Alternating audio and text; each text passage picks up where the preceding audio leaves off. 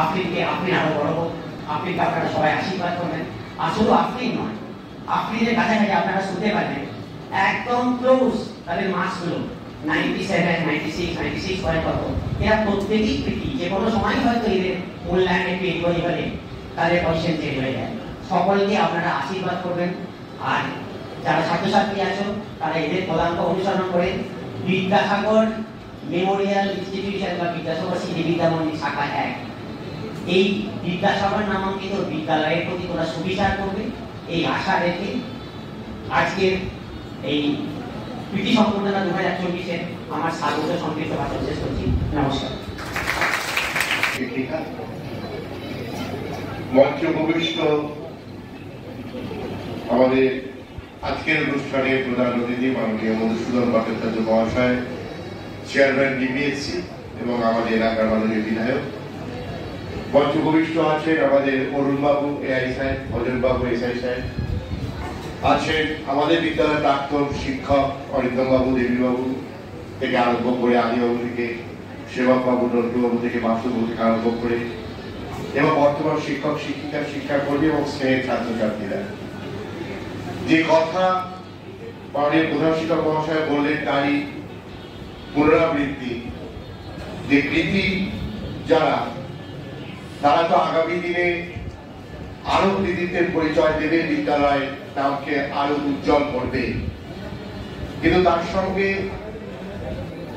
বিদ্যালয় যারা ছাত্রছাত্রী তাদেরকে অনুসরণ করে আগামী দিনে বিদ্যালয়ের মানকে, বিদ্যালয়ের সম্মানকে সারা পশ্চিমবঙ্গের মধ্যে প্রজ্বলিত করবে, এই আশাই প্রত্যাশা আমরা রাখতে পারি।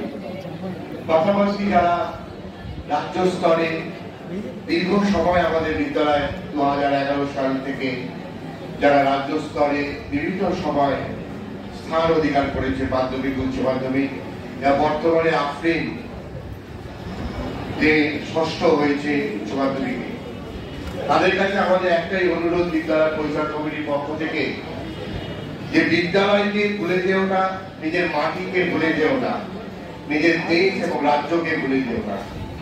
হয়তো আরো সফলতা পাবে, হয়তো বিদেশে পড়ার হাতছানিও থাকবে, কিন্তু সবকিছু শেষ করে যেন আবার দেশে, আবার দেশের মাটি, রাজ্যের মাটিতে ফিরে এসো।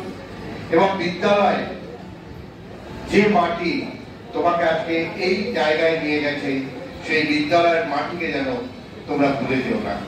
এবং যারা বর্তমান ছাত্রছাত্রী আছো তাদের কাছে বলবো যে বিদ্যাসাগর নামাঙ্কিত যে বিদ্যালয় পশ্চিমবঙ্গের মধ্যে একটা বিশেষ স্থান অধিকার করে নিয়েছে, যে বিদ্যালয় জেলার মধ্যে বিশেষ স্থান অধিকার করে নিয়েছে, সেই বিদ্যালয়ের মানকে বজায় রাখা তোমাদের দায়িত্ব এবং কর্তব্য। যারা পুরাতন ছাত্রছাত্রী আছো, যারা নতুন, কিছু বলবেন, কিন্তু মাধ্যমিক এবং উচ্চ মাধ্যমিক পরীক্ষার রেজাল্টের দিন আমি আগ্রহে তাকি কখন আমার মোবাইলটা স্যারের থেকে ফোন আসবে, কারণ স্যার পার্সোনালি সেদিন প্রত্যেক এসআইকে ফোন করেন যে সার্কেল থেকে কোনো স্কুলের ছাত্রছাত্রী আমাদের 1 থেকে 10 মাধ্যমিক অথবা এইচএস এর স্থান অধিকার করে।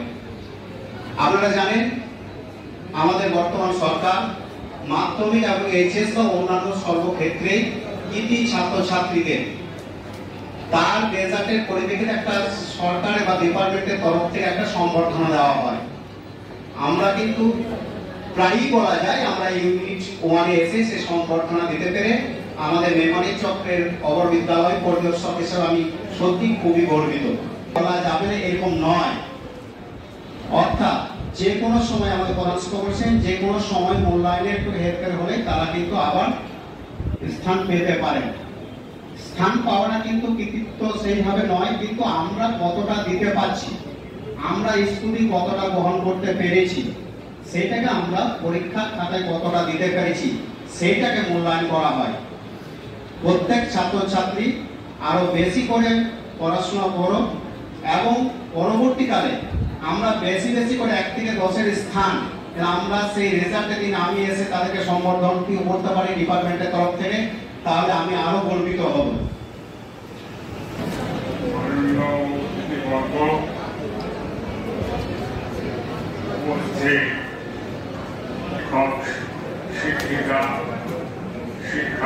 we